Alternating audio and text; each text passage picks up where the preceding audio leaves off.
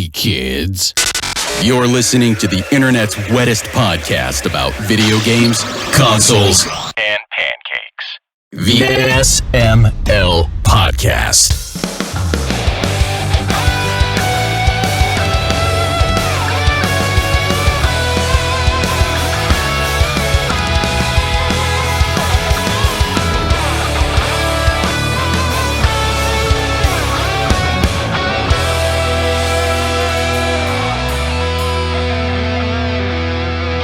What's up, everybody? This is the SML Podcast. Oh, you're hamming it. You're hamming it. You want to bet? You want to fucking bet? You weren't talking like that. You weren't talking like that a minute ago. I was. No, he was. I was. Really? I was just watching my words. So, yes, welcome to the SML Podcast. I am your host, Joe. Jacob's not here yet, but Aki's here, and because I have supreme mouth pain, Pernell's hanging out. Pernell, how are you doing? I have supreme butt pain, but not to be confused. I think I could prefer mine over your situation right now, so I'm okay. Yeah, I have no teeth. My God, because he's got no teeth. And the dentures they gave me, there's like a bone shard sticking out that they can't remove until next week, so I can't even wear my dentures. That's actually interesting for me to hear. Like, I assume they just ran in and individually yanked each tooth out. How in the hell, after removing every tooth, is there extra bone just kind of flailing there? Because teeth don't just slide out. They're, like, attached. So your jawbone gets cracked and shit. Oh, that's what it was. The jawbone cracked. Okay, yeah, because usually, I guess now I think about it, every tooth I've ever had pulled is usually already on its way out. So they just shake. But your case... So, yeah, I sound like this until further notice. SML, So Much Lisping. Oh my Trying God. so hard not to laugh, but it's not working very well, clearly. Aki, how are you doing? What are your thoughts on this situation? I'm totally not laughing. Totally. I'm not laughing with you. I'm laughing at you. Yeah, very much so. But at least I can admit it. I'm doing both. Because on one hand, it's fucking hilarious. But on the other hand, I also know that he was in a lot of pain, before the teeth came out. And while he's probably not comfortable now, this is progress, if people can believe that. Oh, so, to make the show even better, I took 2 Percocet right before it. And a party. Just don't tell anybody. Just don't tell that you got Percocet. They'll be asking you, like, yo, man, let me buy a pill off you. My doctor won't prescribe it. My back really hurts, Yeah, we're going to see how things go as the show progresses. I can't. Oh, Jacob Garner joined. Holy shit, there he is. Woo. Woo. Took you long enough. Were you pooping? No, I was putting my kids to bed. Is your video on? What did I say? Think so. He's being a family man. I told you. Yeah, your video's on. I can see your stupid weird. face. Huh. Because you're teasing him about this episode tonight, but this is probably the first episode where he's like, well, yeah, but I have teeth, so. That's true. None of mine have had to be removed. So, Hey, I still have 6 on the bottom. You may be punctual, but I've got a mouthful of teeth. Yeah. So. Back. He has a mouthful of something else, Joe too. still has balls, so I'm just saying. Oh, damn. I have balls, too. If you like to, I can slap them across your face. Chris Huber is the one who only had 1. So. Wait, he really did? Yeah. Oh, damn. He still does only have 1. I assume they don't have, testicle implants. I'm waiting for a donor. Yeah, so Jacob, how's your week been? It's been okay, I guess. Nothing that exciting. Nah, nothing. Nah. I'm trying to make conversation with you assholes. It seems like we're just going to get into the news. I can't even say news. You just said nudes. Fuck yeah. We're going to get into the nudes. And it's really just the S's that I'm having trouble with. Like when I'm not working on word that have S. Joe, I never thought that you could sound any less sexually appealing, but yeah, baby. Yikes. Yeah. Joe say she sells seashells by the seashore. The shells she sells are surely seashells, so she sells shells on the seashore. I'm sure she sells seashore shells. You just said the same. There you go. Hey, that's what Root Beer wanted to hear. So yeah, should we get to the news? Joe's over here like, less teeth means more sexual pleasure. Oh. Let's get to the nudes. Come on. I'm actually disappointed Jacob didn't make a gum job joke yet. Not yet. It's coming. Jerking around. Yeah, just like me. Aki's probably in tears crying at my voice. No. No? Not anymore. I've mostly gotten over it at this point. It's out of your system? Yeah, for the most part. Cool. Well, you know what's going to be say in your system? Game Pass games. Maybe, if I ever get time to play them. How soon till you get your artificial teeth? I don't know. Or your dentures? Well, I have an appointment next week to get I have a bone that's pointy that I got to get shaved down for the top dentures. And then we'll see what's going on. You got to get a mortar and pestle to just grind your food and then just slurp it in the meantime.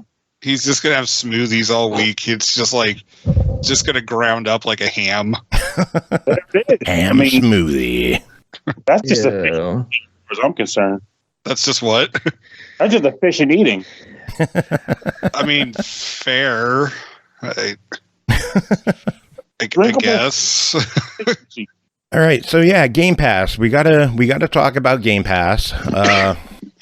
Jesus. What about Game Pass? I really hope I could get used to your voice by the end of this episode. You're not going to. That's the best part. Available now on Game Pass. F1 2021 and Need for Speed Hot Pursuit both joined Cloud Play, so that's good. Is it the old Hot Pursuit remastered? No, it's the remastered one. Cool.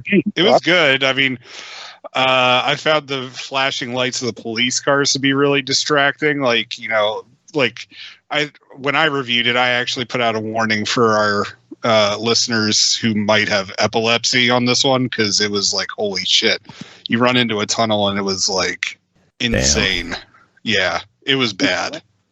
I wouldn't have expected that, but damn. Well, now it's on Cloud Play. Yay! And then also joining Game Pass, Turnip Boy Commits Tax Evasion, launched to Xbox Game Pass. Buddy. That's pretty cute. What a hero. Pernell, did you play that one? Based on, I have not played it yet. I thought it was Tim that got it, because I thought I had requested it, but I thought so Tim did got I. It first. Everybody wanted that game. Yeah, I wanted to play it just basis of name alone. I think that's why everyone wanted to play it. Oh no, I had watched trailers for it because I'm competent. No, you're not. And also, that's like the first time you've ever done research on anything. No, I always any game that's ever talked about that I have interest in, I look up immediately. Does this game have boobies? You're like, no, I do. Well, sometimes nudity? yes, I am. No, fuck it. If there is boobies in games, yes, I do. I'm not gonna lie. Babies are fantastic, and boobies are fantastic. See, I mean, there you go. Some of us have a weakness of quirky titles. Some of us have a weakness of boobies. It's perfect. Why not both? There is no such thing as a weakness for boobies or two boobies. That is totally a weakness. It's just unfortunate. No, that's not a weakness. That is a strength. I don't know what the fuck you're talking about. Oh no! I mean, I like them at all, but hey, getting hit over the head with a shovel because you were fixed by some tittens—that is not a strength. What the fuck is this show going to tonight? Well, I mean, Pernell's here, so it means tangents. True. It's your own fault, Joe. April 26th, we're getting 7 Days to Die. That was good. Okay, I mean, I think everyone got that with Games with Gold forever ago, but well, it's joining Game Pass, and then Research and Destroy is launching onto Game Pass. Research, I don't know. That makes sense. I do have that game, and I didn't know how I got it. You just answered that perfectly. You know, on the plus side, this is going to be episode 770, but I really wish it had been episode 777 just so we could hear Joe going, "This is SML episode 777." Well, you named episode 7. I don't sigh like you. You see, the secret, Jake, is the title of the episode 7. Oh, the episode's going to be like Toothless Joe and his friends or some shit. Bold of you to assume you have friends. Toothless Joe and the Country Gang. It's draw like an actual like a cartoon like eye catch or something like Toothless Joe and his sort of friends hanging out until the end. Oh Joe. Man, I wish I had an artist on the show who could draw something. Oh well. April 28th, we are getting Unsold directly to launch to Game Pass, and Bug Snacks. Woohoo! What is that? What the hell is that exactly? I remember that was on PlayStation, and I had no idea what the fuck it was. And now it's coming to Xbox, so I don't know what the fuck it is. It's on Switch too. I still don't know what the fuck it is. At least you hooked up your Xbox so you'll be able to play it one day. It only took me a month. That's par for the course with me. You know that. Yeah. Anyway, it's not all good news. There are some games leaving Game Pass on the 30th.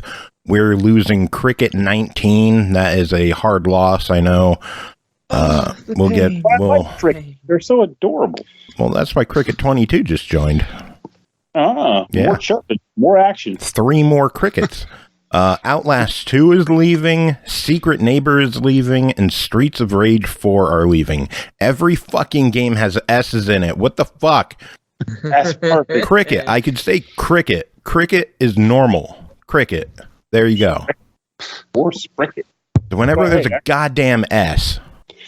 On the plus side, if there's like if some theater troupe is trying to do Music Man, you could be the little kid now. So. Oh, God. In the coming months, in the next month or two, Assassin's Creed Origins will be hitting Game Pass, and For Honor will be upgrading to the Marching Fire Edition. Cool on one of those. Pernell asked what Bug Snacks is about, and nobody ever answered him. That's kind of the point. You're not supposed... Just play it and enjoy it.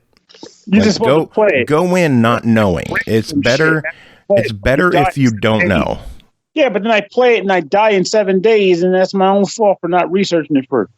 Wait, you die in 7 days? You could. I don't know. I mean, I've seen The Ring. Could be the game version of The Ring. Bug Snacks. You become the snack for the bug. Oh, God. Speaking of rings, Sonic Spinball is coming to Nintendo Switch Online. What game's coming to Nintendo Switch Online? Sonic Spinball. I couldn't hear it one more time. Sonic Spinball. There we go. And Shining Force. And Space Harrier. 2. Great. All to Nintendo Switch Online. That was I can't wait for the view number on this episode. I hope it reaches the 60s. Oh my God. In some surprising news, Xenoblade Chronicles 3 is no longer releasing in September. It's coming in July 29th. The rare times where I wish that's crazy. It's like, hey, I need more time to play this shit. And isn't it facing off against like some Digimon title or something like that? Yeah, I'm pretty sure that they brought it forward because it was already mostly done, and they just didn't want it going against the other stuff that was coming out right around then. So they just made it earlier. Yeah. Digimon survived, so just me we're talking about. I'll get them both. So shit. I won't have time to play Xenoblade 3 because I never played Xenoblade 1, and I never played through Xenoblade 2, and I never played through Xenoblade X. So yeah, X is the only one I want to play because it has giant mechs in it. One thing I remember about that, it's been a long time, but I remember when it came out, people were complaining about the fact that the mechs were like on the cover, but you don't even get inside of a mech for like 40 hours. Oh, that makes me sad. I didn't know that. It's a Xenoblade game, so it shouldn't be that much of a surprise. Those fucking I've never played. I thought you'd do your research, Aki. The research I did on that game was like over a decade ago or something. Are there it's boobies been in a it? long fucking time. Yes, there are boobs in it. Xenoblade has boobies. Yeah, but There- there's no nips. It's There you go. okay. There's Aki's research. Sweet boobums. Some news for you, Jacob. Current rumors suggest Sega is working on a big budget version of Jet Set Radio and Crazy Taxi. Yeah, I'm hesitantly looking forward to this because Because of the bad news where the report states they're looking at a Fortnite business model. yep, and it's probably going to be tied into NFTs somehow. Yeah. Yeah, What a way to fuck up some excitement. like, and the best part is like Crazy Taxi and Jet Set Radio are like Sega's most punk, like anti-capitalist series, and yeah. And then they're just gonna toss all of the capitalism at both of them. I'm saying, why can't they just do a 4K remake with original soundtracks? No shit. That's all they gotta do. Well, they could add more songs to Crazy Taxi. We could use more than 9 songs. No, I just want yeah. Just play the entire game. I don't want the rest of the player. Speaking Yeah, of yeah, which, the new Lego Star Wars actually has a Crazy Taxi reference in it. On Coruscant, there's a side mission where you have to recover a taxi. And then Is the it taxi crazy? driver. What's up? Is the taxi crazy? Well, once you recover it, the taxi driver hops back in and he's like, "I'm gonna make crazy money, yeah," and then I'm sold. drives off. Nice. Want to hear an impressive stat? The size of how full my Switch game card is right No. On April 12th, Babylon's Fall. You know that game, Square's new big game with Platinum? Yeah, the newest failure in a long stream of failures. Yeah. On April 12th, they had 8 players on Steam concurrently. That's But crazy. frankly, they're 8. lucky they had that many. This is a game with an all-time peak player level of 1,166. I wonder if is that the record for lowest player base in an MMO? No, it's not an MMO. Like online multiplayer, regardless. Big budget. Yeah, it's got to be up there. I think Balan Wonderland did better. Oh God, Damn. Oh, I mean, Yuji Naka, that's harsh. game that ruined Yuji Naka's Yeah. name. But There's probably more people. In fact, there are more people playing Call of Duty on the Wii U than playing Babylon Falls. Oh shit, we just got a raid with 19 viewers. Y'all are in for a surprise. We're talking about Balan Wonderworld. We are. Just the right time. Joe And- has no teeth. I have no teeth for the foreseeable future. Yeah, it's fun. It's really fun. Class, this is Gummy Joe. Look, nothing there. No teeth. Check him out on his OnlyFans later on. Yeah, gum jobs for everybody.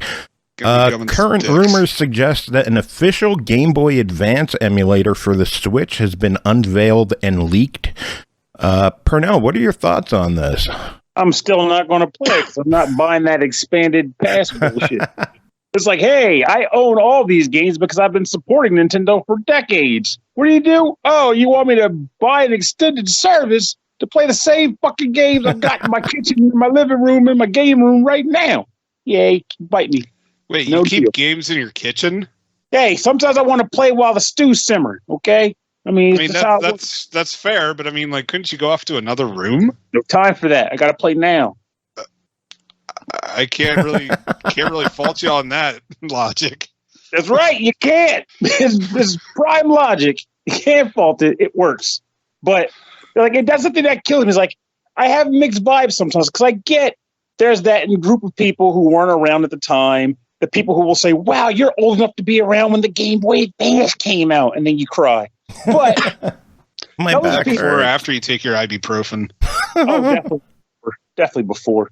But it ends up being a case where it's like, I get it. Those people want to hear about these games. They never had access to them, and they don't do they don't bargain bin or garage sale hop. So this is an option for them to play, I guess, Nintendo certified hits, because let's be real, they're not going to put a quarter of the damn real game systems hits on it.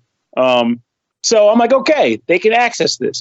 But for people like me who have been around the block with this company, it's like, why would I just throw that money away? And sure, someone's going to say, what about the people who sold all their games, for like a fraction of the cost just to buy the next big thing? Like, well, I know how that goes, except I don't fucking do that. And then I'm not going to give them more money to replay. What are we talking about? I don't remember. Oh, you shut up. You asked me the question. Yeah, I legitimately don't know what we're talking about anymore. Though. I'm talking about Nintendo Switch Online. So as it turns out, the SML podcast is the Christmas Carol. Pernell is Ebenezer Scrooge hoarding over his 3 rooms of video games, and we're supposed to, I believe, change his mind and tell him that the Nintendo Switch Online expansion thing is a good thing for all the gamers, and he'll learn the true meaning of Christmas or something. It's The true meaning of Christmas is eh. No, yeah. It's consumerist, but so is everything Nintendo does. After all, they are very keen to sell you the same game like 8 times if they can. Yeah. So this isn't particularly... The thing is, they're not really selling you the game this time. They're just selling you a subscription to play the games. Yeah, now they're selling you access to a game that you probably have already bought digitally and therefore twice should have on access. the Wii and then again on the Wii U. Maybe on the 3DS as well. Whoa. If you bought that on the Wii U, that is your fault. What on the Wii U? I like the Wii U. First of all, it's a good system that everybody else hated. I'm still focused on the fact that people keep buying the same fucking Pokemon game like 8 fucking times. Are you talking about like the rebrandings or just like Pokemon in it?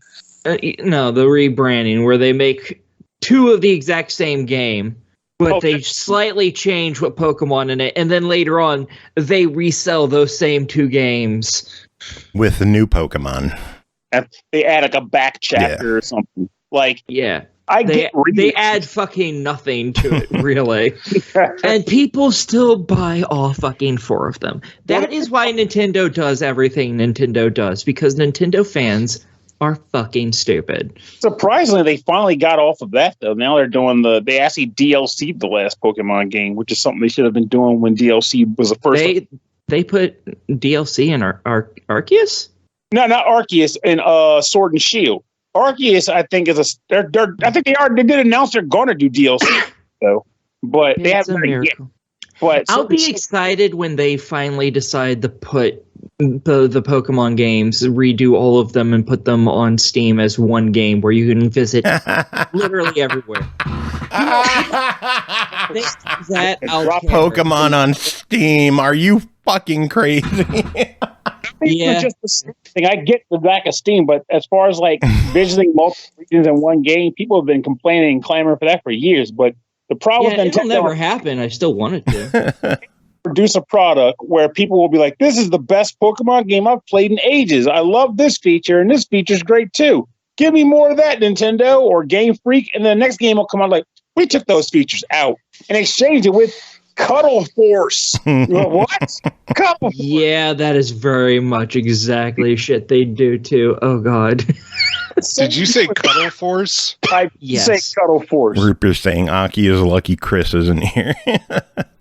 It's like, I mean, why? I mean, Rupier has a point that the expansion pass is getting to be more worth it with the Genesis games, the N64 games. It has the Mario Kart DLC included.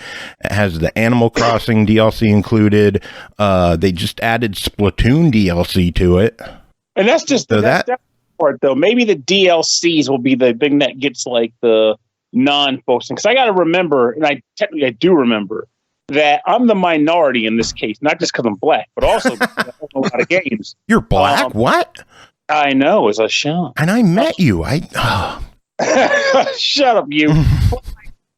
I wager the majority of Nintendo's fans don't have a massive back catalog, even though it's easy to believe they do, because the people whose faces are in gaming are the ones like, I have 100,000 games because I never get rid of anything.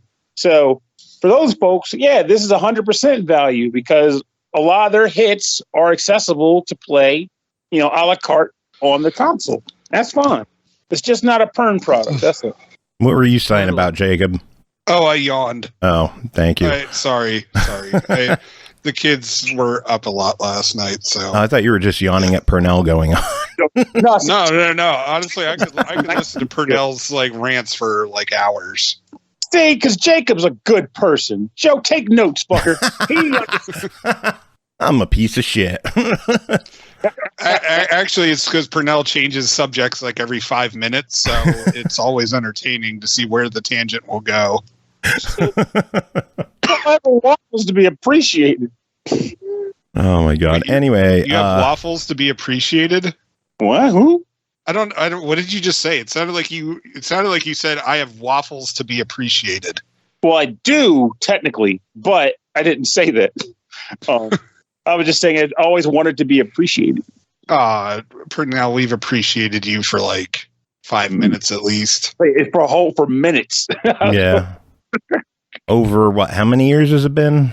2 minutes. It adds up. Really. It adds up. We're probably close to like 10 minutes. I know. I don't know, man. You're being too generous. Joe, I'm glad you last 10 minutes now. I'm glad you've really been working on that.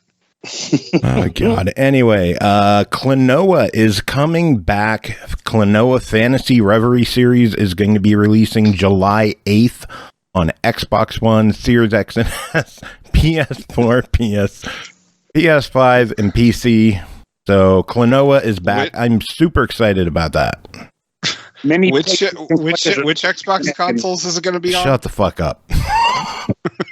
All of them. Oh, it's going to be on the original Xbox? Shut the fuck up. How about Xbox 360? Will it be on that one too? I'm going to stab you. I think we went over this last week, but No More Heroes 3 is coming to Xbox and PlayStation later this year. I'm excited. Yes. I just wish that they'd release the other ones too. Release who? Release the other No More Heroes. Oh. Like 1, 2, and Travis Strikes Back. Oh, okay. Yeah.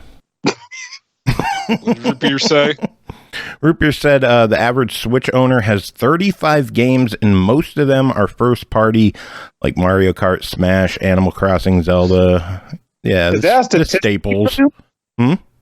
Is that a statistic that Root Beer found, or is it just a statement? I'm guessing it's a statistic they found. Am I reading that? Anyway, last bit of news I have is that an all-new Tales from the Borderlands is going to be coming in 2022 from Gearbox and 2K. I never got to play around with the first game, but I heard it was entertaining. There's a lot of people say that the Tales was like the best Borderlands game. Yeah, because it basically is all about the narrative without having to fill it with just collecting guns. I still haven't played Tiny Tina's Wonderland yet. I have it that's what I bought with my Xbox, so I'll end up playing that eventually. Hoping to play with my friend Matt. I was like, hey, it'll be an excuse to hook this thing up. I'll get it. And then I'll play Elden Ring instead. There you go. How are you doing in Elden Ring? We should probably talk about that, right? Not really. Elden Ring alert? Nope, there's no Elden Ring alert. I haven't played that much. I'm doing everything else lately. I've been not drop it for the next hotness. I want to play the damn game. It's good. Well, that's the news I have. Jacob, what news do you got? So Ubisoft took off or shut down the servers for some of their games, although some of them are back up. They were saying that they took some of them offline for short maintenance and they restored the services.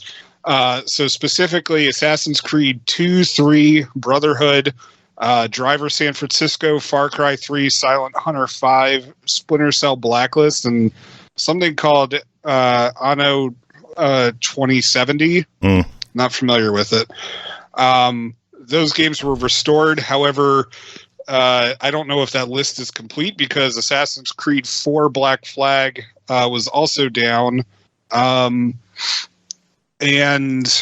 the other titles included Beyond Good and Evil, Blazing Angels 2, Just Dance Kids 2014, Rabbids Alive and Kicking, and Smurfs 2. All of these were the Xbox 360 titles or versions. So, not Smurfs 2. Well, that one, the achievements aren't affected by any server closures. Of course, that's what matters. Right. Where's Carnage? Talking about achievements and Carnage isn't here. But yeah, so Also, Assassin's Creed Revelations was also on that list. So it appears that the servers are back up. So if you wanted to get the online achievements for those, you should probably go off and do that now before Ubisoft actually turns off the servers. Yeah. Yay for sunsetting servers. Woo. What else you got? Sonic 2 movie watch. What? How? How is there more Sonic 2 movie news? Because movie theater exclusive posters have been released. So if you go see that at AMC, Cinemark, etc., you might be able to get your hands on some exclusive posters. What you're telling me is it was good that I waited till now to finally go see it. Well, see, the weird thing is that it's like if you went opening weekend, there was also an exclusive poster for that. And then, like, which we didn't get because we went on Thursday, not Friday. So it's like, that kind of sucks, but whatever. I know the kids would have destroyed their posters anyway.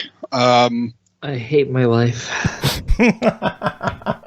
Don't worry, Sonic will cheer you up. Oh, yeah. No, speaking of Sonic. God damn it. Yeah, the Sonic Origins collection.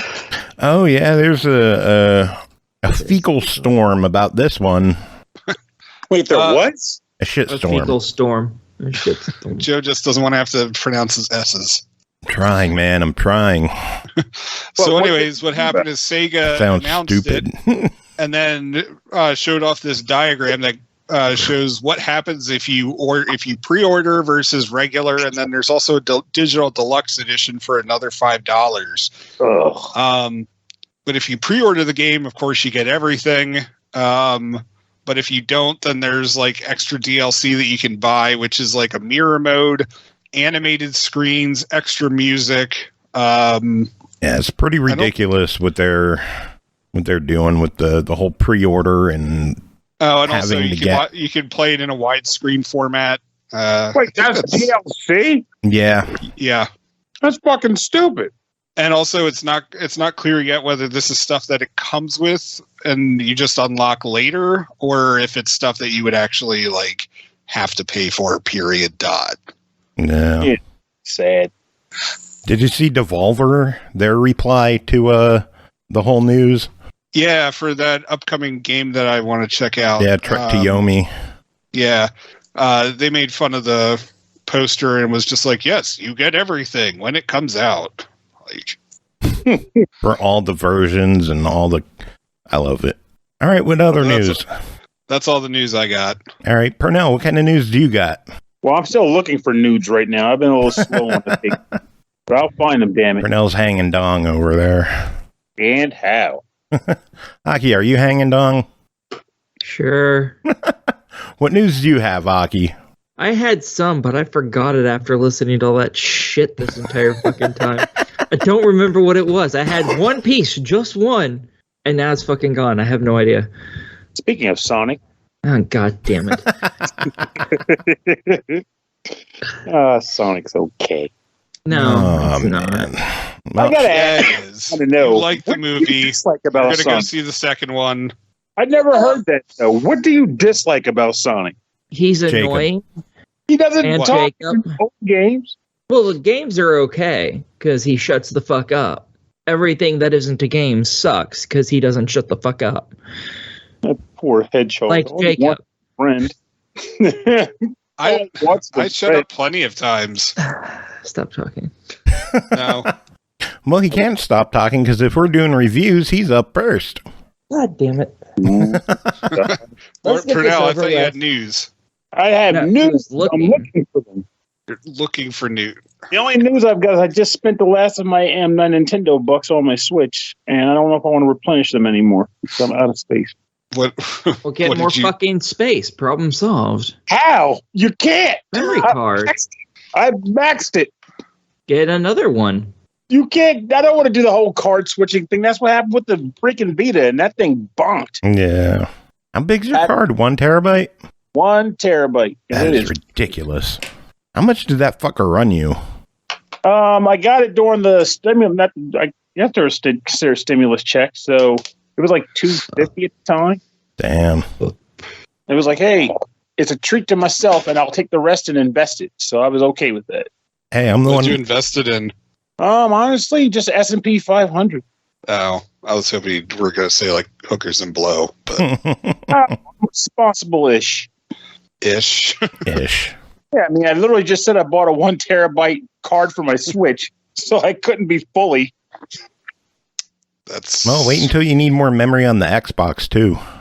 I've heard that you gotta get like a freaking dock or something. No, just a memory card. Yeah, you have to dock your Xbox 360.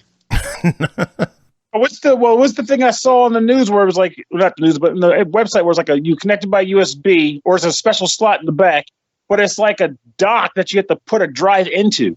No, there's just a slot in the back that the memory card goes into. It just plugs in over it. And shut up, Jacob. I'm trying to explain something. Hello. Yeah, it's just I'll send you a picture of one.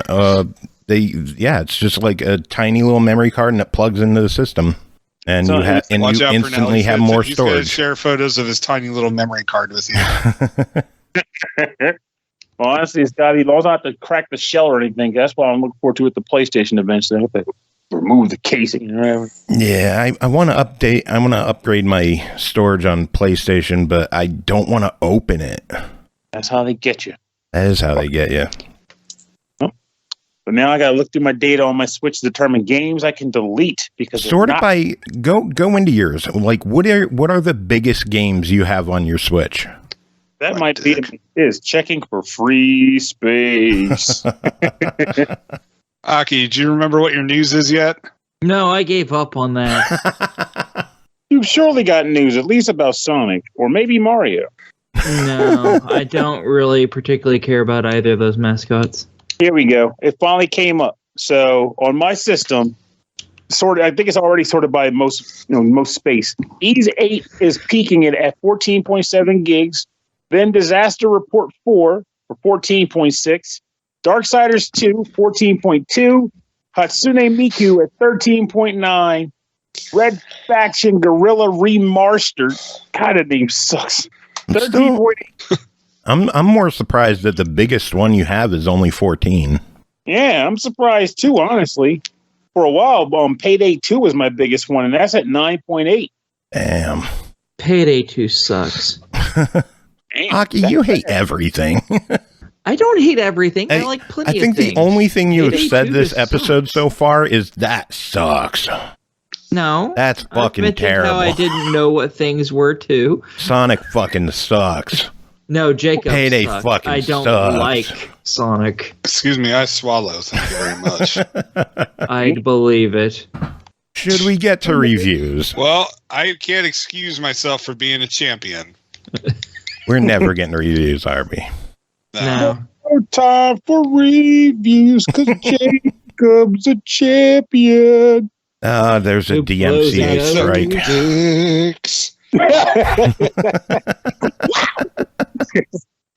All right, let's get to this. First game to talk about tonight is Ayo the Clown, developed by Cloud M1 and eastasiasoft, published by eastasiasoft, released April 22nd on Xbox One, Series X and S, PS4, and PS5 for $19.99. Ayo the Clown is a side-scrolling action platformer inspired by genre classics, enriched with vibrant 2.5D presentation and imaginative designs. Ayo's quest will lead him through a wide variety of themed stages, all with collectibles to discover and unique obstacles to overcome. Jacob, tell us what is unique about Ayo the Clown. So Ayo the Clown, you are this like little clown guy, boy thing. I don't know.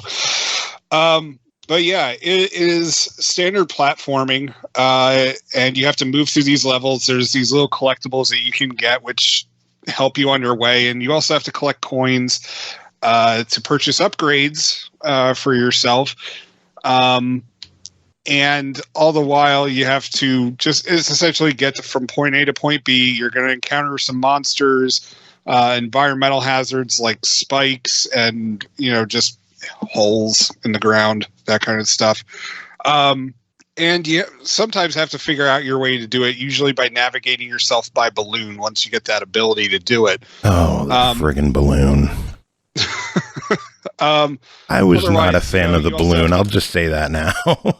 Otherwise, you have to use the environment around you, and sometimes there's little creatures that you can bounce off of, or creatures that can like harm another one. But all in all, it's a fairly chill game, in my opinion. I know Joe had some trouble with it, and granted, I did too, but I kind of viewed it as standard platforming. I wouldn't say it's trouble. It's just I hate the physics of the balloon. Like if you need to go higher, you need to press it at the perfect time to get any kind of height, or you're going to hit the button to float, and you're just going to like go straight, and it's not helpful, and you'll hit the wall, and you'll drop down and die. I did have that issue too. It took the controls. Honestly, you have to be a tad precise with it. And it feels like the ledges are very slippery in this one. Like I found myself slipping off a lot of balloons easily, like cliffs. It's you had issues with like with that. My issue was honestly like just trying to get him to jump up. Because of the art style, there would be like these ledges that I thought I'd be clearing, and instead I'm just hitting my head up against like the ceiling of, I don't know how you'd even say it, like the bottom of the ledge. And so like, instead I'm just hitting the ground with my head, instead of, backing up like 1 or 2 feet and then hopping up over it. No. It's not always the easiest to navigate. And there are tall grass areas which you can find your enemies in, and honestly, like with the jumping with that, it wasn't always the most precise, and so I'd end up losing like 2 hearts while trying to take out one of the little monster guys. I don't like that you lose your weapon when you get hit either, because it's you do in Mario. I know, but like games have evolved. Yeah, but I think it's meant to be like a modern retro. You know what I mean? Yeah, it just, I don't know. It feels like a step backward. Like if you're having trouble with an area and you're constantly dying and losing your power, like you should have some, or at least rework the checkpoints so that there's power-ups by the checkpoints. Because I had plenty of checkpoints where I would just be stuck, and it wasn't, I don't know. Visually, I like the game. It's a pretty looking game. It's cute. It is. My only other thing with the gameplay, though, is that the upgrades, like, they are expensive as crap. And honestly, I felt like they were too far in between to really, like, I know that they want you to have a lot of replay value with this game, but it's just like, no, like, make the upgrades cheaper, for the love of God. Yeah. But otherwise, I enjoyed it. It's not something I'm like, oh, you got to rush out and buy this. This is like game of the year. Like it's not there, but it's enjoyable for what it is. Well, it's $20. What are your thoughts? $20 is a little expensive for my taste on this one. If it was $15, I'd be more comfortable. That being said, I'd at least recommend trying it. If anything, wait for a sale. Sounds good. Next game is Lit, Bend the Light, developed by CopperGlass, published by OverGamez, released April 22nd on Xbox One, Series X and S, and Switch for $8 even. Set in an era when electricity wasn't a thing and nothing but imaginations of great inventors that set the world in motion, Lit tests your own inner engineer and lets you discover the joys of experimenting with light at first hand. Jacob, what's going on in Lit? So Lit is a puzzle game, and pretty much it is like light is coming down into this cave that each of the puzzles are in, and you have to use a series of mirrors to make the light shine on this like little diamond orb thing, which then powers it up, and then boom, you're done with the level. Now, my explanation for it is rather simplistic, because the thing is that you have mirrors, you have multiple mirrors in each level that not only do you have to move them back and forth, but you can also tilt them. And so this ends up making it so there are some puzzles where, you can kind of fudge it a little bit and it's like whatever. other times you must be like exactly right, otherwise the things won't line up. And of course, it's easy to it's easy in your mind to like, okay, well, I just need to point it here, here, and here. But then the process for it isn't exactly as simple. Like the controls are a little iffy. I mean, I don't know. They were a little too sensitive, and so it can get a little frustrating when you're doing the puzzles. Well, hold the X button for fine tuning. I never found it to be particularly comfortable on the Xbox or the Switch, because I got to play on both versions of it. Now, the other thing with it that I thought was interesting is that there are multiple solutions to most of the puzzles, like not so much on the earlier ones, but like later ones. And the game devs actually tell you, hey, you should really think outside the box. Like, yeah, we have a solution for it, but if you could figure out something else, that's totally cool. Right. And there's actually an achievement for that on the Xbox. There's a couple achievements for beating the devs, like beating their all the solutions that they had. There's ones for finding solutions that they didn't have. Right. Yeah. Which I thought was real neat. So people who like to break games will have a lot of fun with this one. Yeah, and honestly, it's a pretty chill puzzle game, and it's definitely one of those where it's like if you finally just hit a wall, like, put the game down, come back to it in a couple of days. Skip the level. That's an option. You could skip the level. Well, all right. Yeah, that's There's true. There's even an achievement for skipping a level and going back and beating it. Yeah, that there is that one. But like, this is definitely one of those games, like you could just, you don't have to skip stuff. You can honestly just like come back in a day and then you'll, boom, you'll have it figured out. Yeah. All in all, I thought it was entertaining. The controls could still use some work in my opinion, but for $8, it's definitely a buy it. It was enjoyable on both the Xbox and Switch consoles. Did the Switch have touch controls? To be honest, I didn't try it because we bought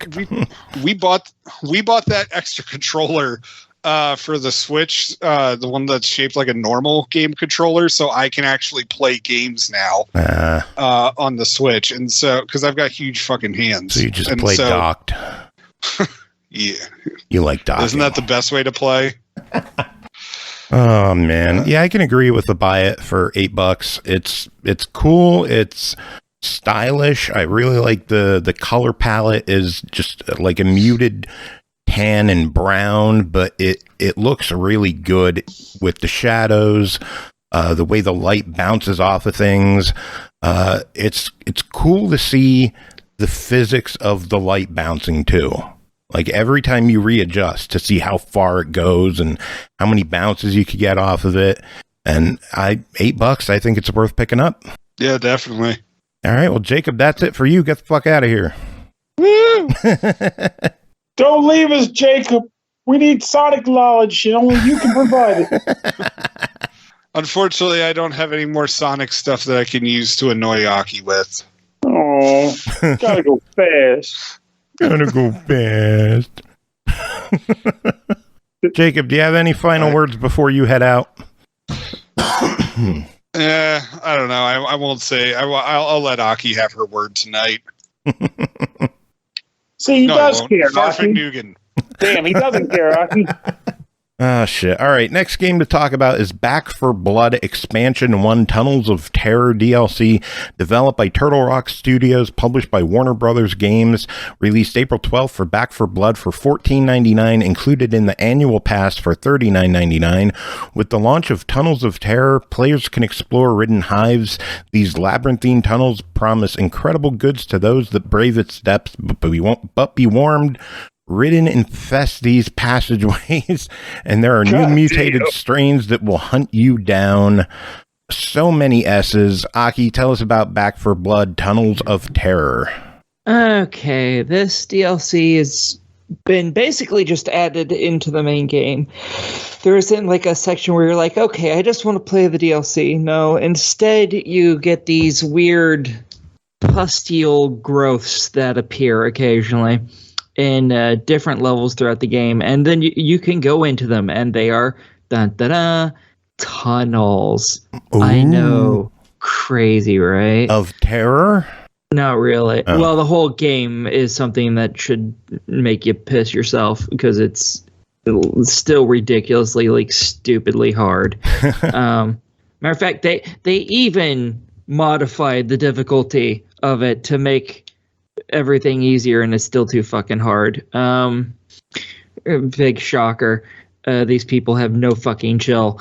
So in this area, you're just basically going through the tunnels from point A to point B, just like you do through the levels. At any point, though, there's a ladder that leads out, so you can always get the fuck out, no matter what level you're in. And I think they're all 2 levels deep, and every level you finish, you get to bypass a level in the main game. So let's say you go into one of these tunnels at 1-1, and you go through the first one, you exit in the first one. Well, now you're on 2-3 or 1-3. If you go through both of them, you're on the level after that. It's very nice. It makes life a little easier. If you're having some troubles with some of the standard levels, you can just go in here, get fucking wrecked, and learn to deal with it. Because you're not having particularly easier time down here. There's a lot more ridden. There's a number of places where they just kind of infinitely spawn because fuck you, I guess. It's kind of the name of this entire game to me, but whatever. Fuck you, the game. Yeah, this is fuck you, the game. Yeah, 100%. Back to fuck you. So yeah, along with this update, because there's not really much to talk about in this, you can pick up totems while you're down there, which are a new set of points where you can get new cards and shit. Lots of the stuff that you get from that shop is one-use items, which is irritating. But there's also customization pieces and stuff, just like the usual supply lines. It just only uses totems for some reason. I don't know why they bothered with that, but whatever. Yeah, other than that, they've added a new difficulty mode called No Hope, and you already have. They made it harder? Yeah, they made another harder difficulty. Yes. What the hell? I don't know. I don't know. There are people who have apparently beaten the game on this mode already. I don't know. I don't get it. Because in this, when you play the game on, let's just go to the easiest one because that's really the only one anyone ever really has any hope of ever beating. Is the easiest mode, and most of you aren't going to beat it at that. You get like, if your whole team is downed, that can happen like 3 or 4 times. And then your campaign is over. You can't keep continuing. On No Hope mode, if your whole team, yeah, you go down and it's over. You have to restart that bitch all over again. Damn. And I believe on No Hope mode, you don't get checkpoints either. So, like, well, you can't die. Why would you get checkpoints? Well, no, I mean to start a new campaign. You don't have a checkpoint. Like on easy, you get one from like all of Act 1. There's, this set of 4 levels, then this set of 2 levels, then this set of 2 levels, and then this set of like 3 levels or something. Each one of those sets is a checkpoint. You get a checkpoint at the beginning. So if you beat this section and you die in the next one completely and you have to restart a campaign, you can actually start it from that second section instead of replaying the first area all over again. No Hope mode gives you no hope of beating it. Nope, not at all. But yeah, expansion 1 includes all new Ridden Hives PvE activity, 2 new playable cleaners. I can't say characters, cleaners. 3 new warped ridden, 8 exclusive character skins, 12 exclusive weapon skins, 15 new cards, and more. Pernell, did you get to play any Back 4 Blood last night? Unfortunately not, because I've been engaged in this nightmare fest of making sense of a messy place. But I actually wanted to ask Aki a little bit more in the sense of, like, Were you playing it solo or were you playing it multiplayer? Because I'm curious as to how it holds up single player, since that's likely how I'd likely get around to using it more often. You think you can beat the single player? That's cute. Damn! I got my answer, and it hurts. If you play it in offline mode, I don't know if they ever changed this, but originally you wouldn't get any supply points, so you couldn't buy any fucking upgrades, which was bullshit. What? I think they changed that, but I don't know if those cards you can buy in offline are also usable online. If you don't find a group to play with, which can happen, you'll get bots, but otherwise you're matching with other people. So it sounds like a Left 4 Dead scenario where like that it is Left 4 Dead. Bots, That's what this game is. It's Left 4 Dead. No, it's Back 4 Blood. Well, it's Left 4 Dead. It's Back harder. 4 Blood. Yeah, it's Left 4 Dead. They're back for blood. They're pissed off at everybody, so they made it hard. That's what this game is. Because what I remember in that game, if you played with the bots, it was okay on like normal difficulty, but if you went anywhere beyond that, fucking forget it. Oh yeah, the easiest difficulty in this mode is harder than the hardest difficulty in Left 4 Dead. Are you serious? Yes. Is rough at the hard difficulty. Yes. I had to get carried by good players to actually beat the campaign on the easiest difficulty. Period. And I haven't even finished all of Act 1 on the next highest difficulty. And I've been working on it for, let's just say, a while. When did it come out? It's been a long time. I still haven't managed. I've gotten close, but I've never managed to actually finish released. it. Of last year? Yeah. Oh, man. It feels like it's been longer than that. This game really has just warped my sense of time because it just sucks everything away from me. No, you're not beating this without other players. Period. And you need good players, or else you're not beating this. So we should try rounding each other up and go through this together sometime. We'll get through at least Act 1, Part 1-1 to 1-3. We will not beat 1-4. Cool. Wait, 1-4? So is there even an Act 2? Yes. You get it's Act 1-1 to 1-4 is the first section of Act 1. There's like 3 or 4 sections of Act 1, and then it goes into the next act or something like that, I think. I can't remember. 4 acts, each with 4 stages. You're saying no, they're not 4 stages. Oh. In fact, I don't even remember if it's 1-1 to 1-4 and then it continues as 1-something else, or if it goes to 2. I can't remember anymore. Because again, I haven't seen past Act 1 in a long time. Because it's that hard. But the DLC is $15. What do you think of it? I really like it, but they've kind of shot themselves in the foot a little bit.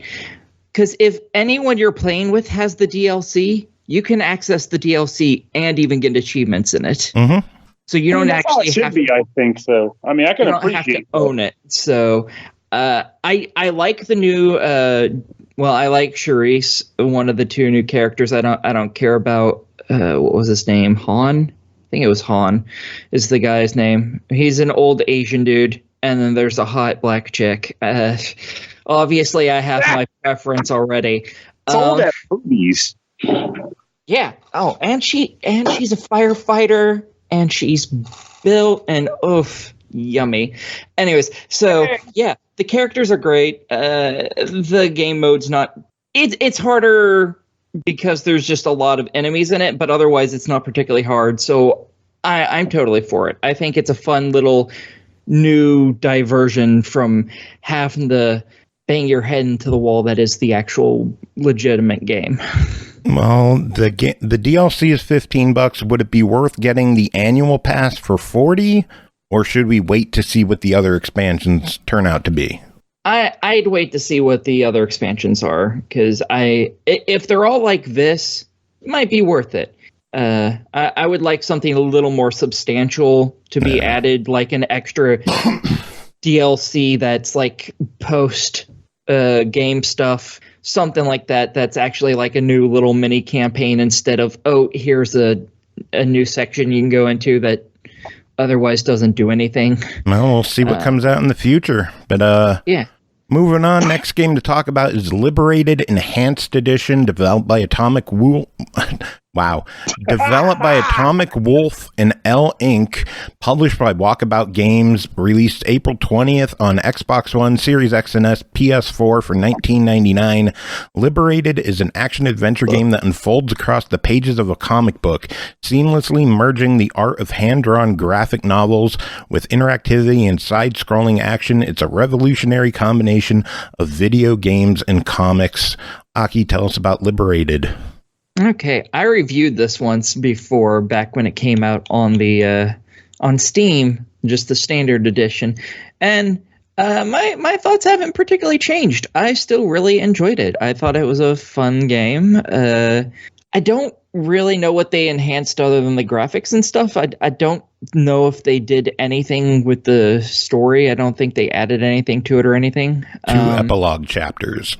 Oh, I thought those were just DLC in the original. I don't know.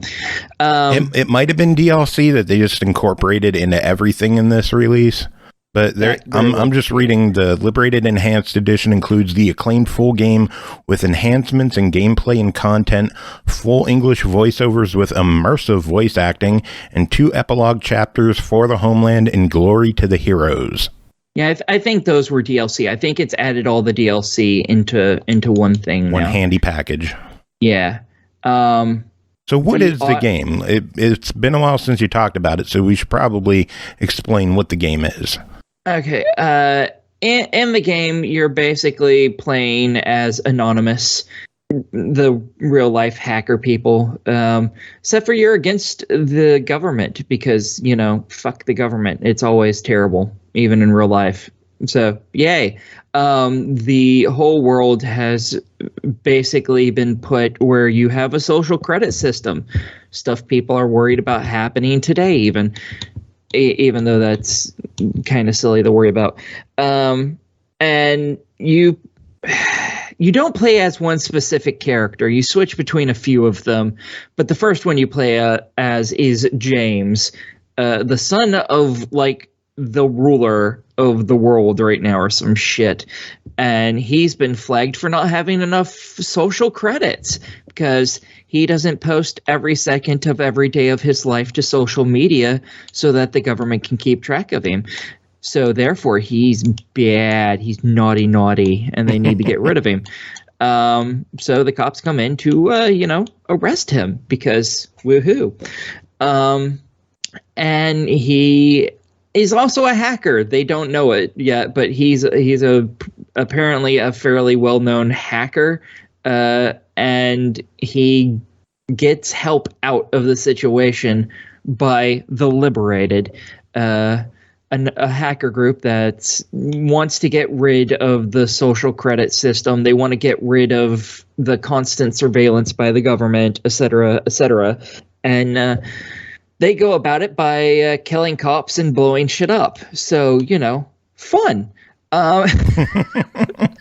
And yeah, each little comic book takes about an hour to 3. And they're not particularly long. It really depends on how much you suck at it. And if you die, lots of times you'll just respawn at just a little bit earlier than where you died. Other times that character just fucking dies and you suck. Time to continue on as though they're dead. And the comic actually changes when that happens. Oh. Yeah.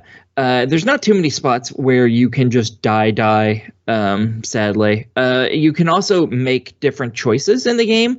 Like one of the first choices is you can, as James, you can either run away from the cops or just peacefully surrender. The thing is, you're going to get caught either way, but one of those things adds more gameplay to it because you get to actually run away from the cops. You spoiled that decision. Oh, yeah.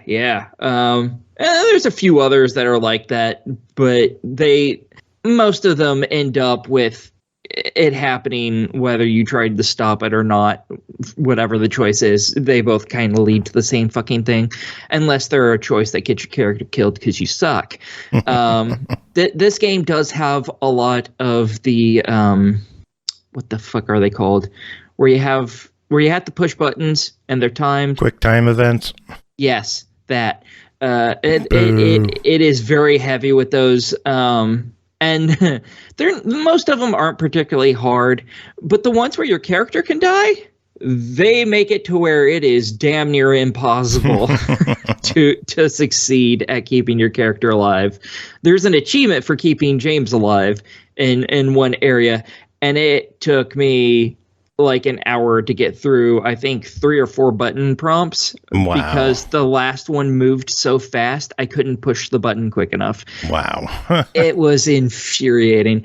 But yeah, that's really what it is. They're fighting a losing battle and they know it. I mean, they know people don't want change. Even if it make their lives better, people are lazy and stupid, just like real life. Yeah. And they'd rather sit with people watching everything they do and say, which could get them in trouble with the police, and get them thrown in jail or killed or whatever, rather than change and have a better life, because then they won't have the security and knowing that there's some dickbag behind a desk who might just be pissed off that day and decide, well, let's just ruin this person's life because they can. Kind of how the government runs right now. Oh, God. No social commentary on this episode. The game's $20. What do you think? I liked it. I think it's a good game. It's fun. The art style is really cool. I enjoyed it. I'm totally for it. Cool. Percocets are kicking in. Next game to talk about is Mokoko X, developed and published by NAISU. Released April 21st on Xbox One, Series X and S, and Windows 10 for $11.49. Nostalgic arcade gameplay remastered. Conquer the bigger portion of the screen and save the unlucky girls from the various absurd troublemakers. Pernell, you covered this one on the Switch. Give us a quick primer on what the gameplay is in this. Okay, so the gameplay in this consists of 8 different girls, which in themselves is a set of stages totaling 4. And the way it breaks down is on each level, like there's 4 levels per girl. The first 3 levels, you are tasked with dealing with an enemy adversary that is supposedly trying to attack the girl. You don't really know how they're doing that. It's just that they are. But that's just the excuse to get you into the gameplay phase of the game, which is very similar. It is the game Kix, if QIX, if you played it back in the 90s or 80s even.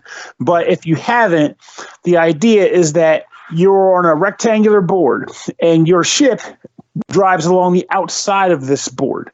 Inside of the board, there are a bunch of floating enemies that are firing bullets at you, bouncing off the walls, yada, yada, yada. And a lot of people who emulate might know the gameplay style is Gal's Panic. Oh, there we go. So Gal's Panic, including the girls part too. So there it is. That's probably, I didn't even realize that already existed too. Except this is only T-rated. That's a good thing. Yeah. Oh, Gal's Panic is not? Gal's Panic on arcade, they had everything. Yeah. At least on the versions I played. So it was a better version of this game. Okay. Literally. But admittedly, this is good for like sales of people who can't play those because of age restrictions and stuff. It's good for people on Xbox because they haven't released any games like this on Xbox aside from Kix Plus on the 360.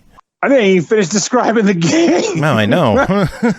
So, tangents, like yay. Yeah, you took my mantle. Try. So there's a rectangle, or rather a square board, and you're flying around the outside. At any point, you want to drive your ship into this space and try to form rectangular or square, like encasements. So you could either say fly up and go all the way to the top of the board, thereby making one ginormous rectangle, or you can turn left and then make a square. Or you can even make a square shape inside of it by just like making an enclosed space while still inside the square. If you make that happen, you chop off that section of the board, get a chunk of points, kill any enemies, or collect any power-ups that are in the space you cleared, and you will reveal a section of the photo behind the board. Your overall goal is to clear 70% or more of the board. Well, it depends on the difficulty you pick. I think it's 70 on easy, 75 on medium, 72.50 on medium, and 75 on hard. I think it is. Something Honestly, like because I've always usually getting around like 80%. And I was like, I feel like speculation, but I just like round it down to 70. What's your best? What was the best you did? My best on like one of the early levels, I got like 86. Nice. And that's hard to do, honestly. I broke 90. I hate you. I told you I love these games. I'm so excited we got one on Xbox. It is a fun game, yeah, because like I remember, well, I forgot, this is your impression of it. But that's pretty much the gameplay. The first 3 levels on each girl is an individual enemy type. And in the final stage, all 3 of the previous enemy types gang up on you on the same level, thereby making it a pain in the ass. Then that's pretty much the ramp of the game. And at the end of a level, you'll pretty much get a full 4-screen, like, I guess, narrative, if you can call it that, of the girl from distress to rescue. And it's like, yay, you did a good job. And then they'll also reveal like a cinema bit from the overarching story the game has. It's total malarkey, so don't look at it like you're going to get some kind of cohesive plot. It's just weird shit about Mokoko. It's an actual tangible thing. What do you think of the game? I love it. I really enjoy the fact that the higher difficulties actually give you score multipliers, and you share the same leaderboard. So the people at the top of the leaderboard are the people who are really getting it done. I found myself on medium sitting around like the 30s and 40s. They show a top 100 on the screen after every level. So it's cool to see where you line up. The gameplay, like I said, it's kicks, it's Gal's Panic, it's finally on Xbox. We finally get one of these. Normally they're more mature with nudity, so it's this being T-rated, you're gonna find fan service, but you're not gonna get any outright nudity in this. But which is a good thing for certain respects. I know Aki's like, you're a crazy bastard, but you got to understand, some people can't do the nudity. They'll go into shock. Yeah, like Microsoft. They cry about nudity. So, Microsoft, loosen up your restrictions so we can get more games on Xbox. And while this one is here, I say Mokoko X is buy it for $11.49. That's some meaty praise. And honestly, I agreed with that on the previous episode for it. I think it's a fun game. As long as you're not bothered by the whole girls bit, the game. And also, just got to point out there, of course, my thought was that the voices for the enemies are really annoying, but I believe you could turn that off. And as long as you can do that, and that's a personal opinion. Somebody else might play the game and go, "Ooh, these are really great voices." But good game, worth a buy. I was playing it with the TV muted, and I had Twitch playing Rock Band, so that's the soundtrack I had for it. You'll hear guys being like, "I'm neurotic. I'm here from space. Woof, woof, woof. I'm a dog." Like, it's like, why is this the thing? Who sat there and said, it'd be great if this gyroscopic image thought it was a dog, and it ran around the board barking all the time while also speaking like a human and a robot. Like, why? Jeez. All right, well, we got one final game to talk about tonight that is called Flower Shop Summer in Fairbrook, developed by Winter Wolves. Wow, that's a hard one to do. Winter Wolves. Holy shit, my mouth. Save the Pernell, say Winter Wolves for me. Winter Wolves. There you go. Published by Ratalaika Games. Released April 15th on Xbox One, Series X and S, Switch, PS4, and PS5 for $9.99. Take control of Steve as he spends the summer in Fairbrook, working on the farm, making new friends, and maintaining old relationships. You can raise and sell your own crops, spend time with local girls, and schedule activities for your week in advance. Will Steve become a good, responsible farmer, find love, or both? Aki, what happened? Well, you play as Steve, and he is a useless fuck. He is. He is a go nowhere, do nothing type college student. The one who doesn't bother studying or anything because he just wants to be a useless fuck for the rest of his life. And his girlfriend gets fucking tired of it, so she dumps his little bitch ass. And then his dad decides to pile on top of that by telling him, "Hey, you're fucking worthless. So I'm sending you to your uncle, and maybe he can make you not a piece of shit." Woohoo! Newsflash, you're a piece of shit. So you have a way with words, Aki. I know, right? You're a piece of shit.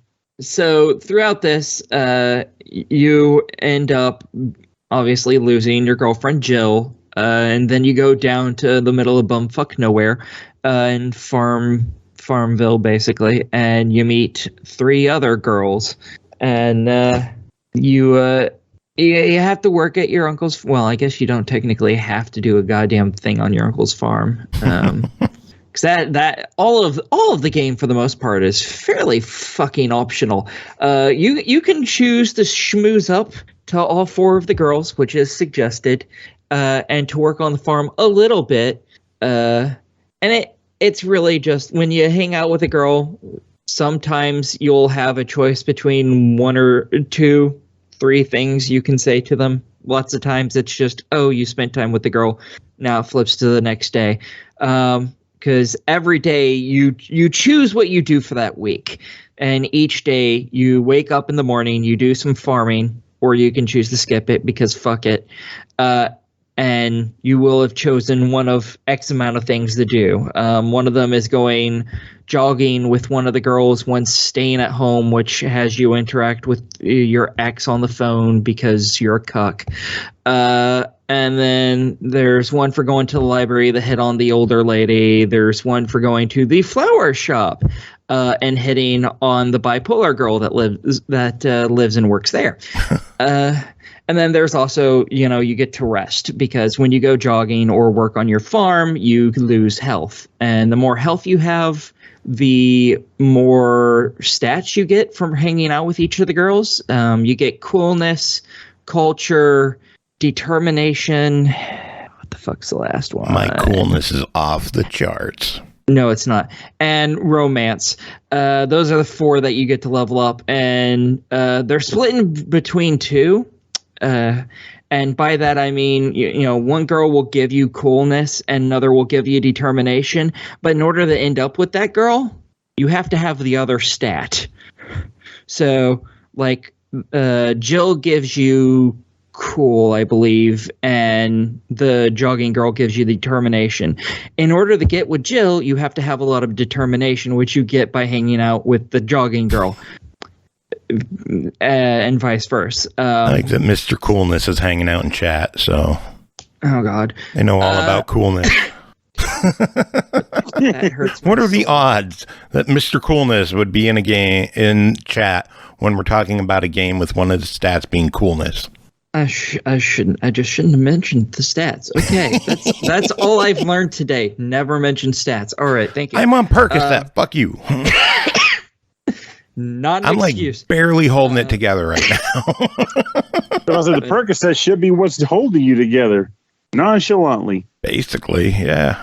But each day you choose one of those things to do, and obviously to rest. When you rest, you get more stats because your health is closer to max.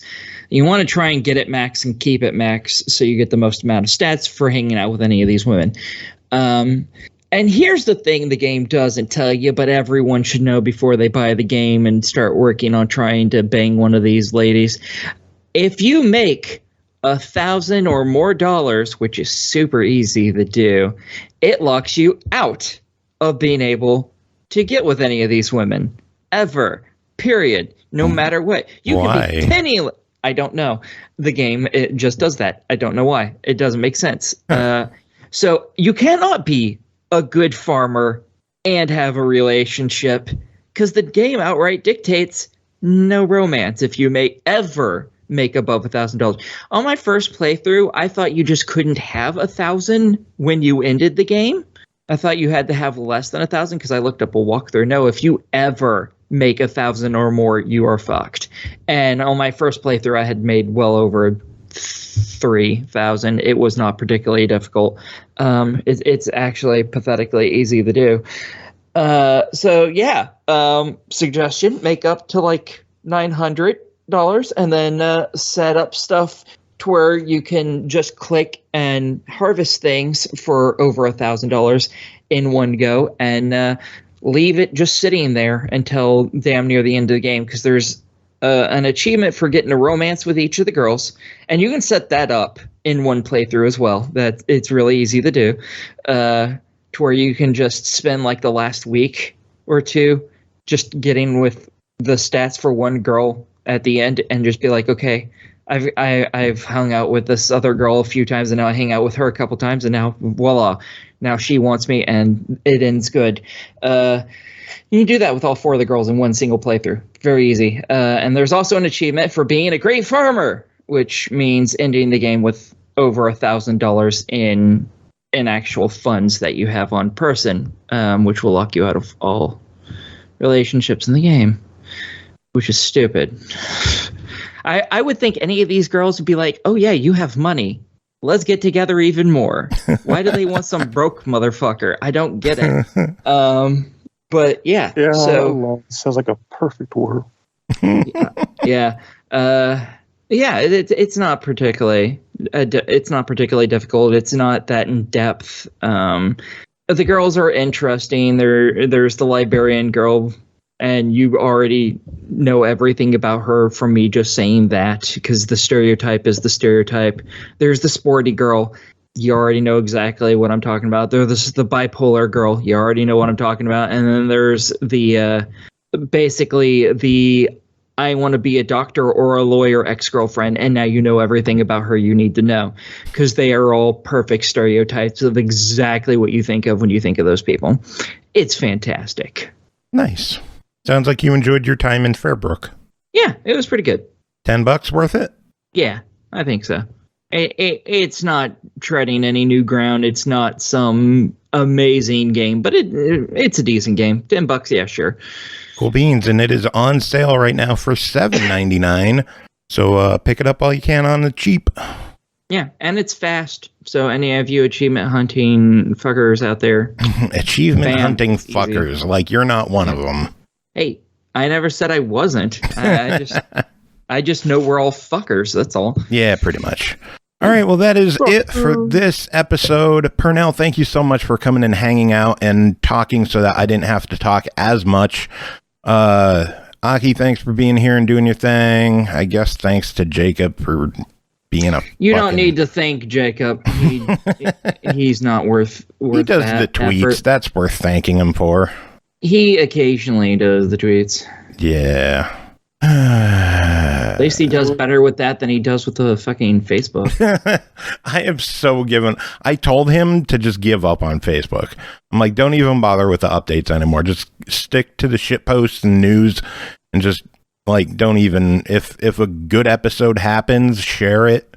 But this whole catch up and do 10 episodes in a span of a day and then nothing for 8 months. Like, anyway. Music, gonna play some more Mustin, because I played him on the last episode, and I'm gonna play some more of them tonight. Kinky bananas. Goddamn right. Does anyone have any final... Pernell, we'll give you the final word, since you are a special guest tonight. Useless. You really can, because she just said kinky bananas, and there's nothing stopping that. I mean, Jacob's Useless did pretty good at topping that. But... I can't say that about Jacob. He appreciates me. Well, that doesn't mean he's useful. Damn.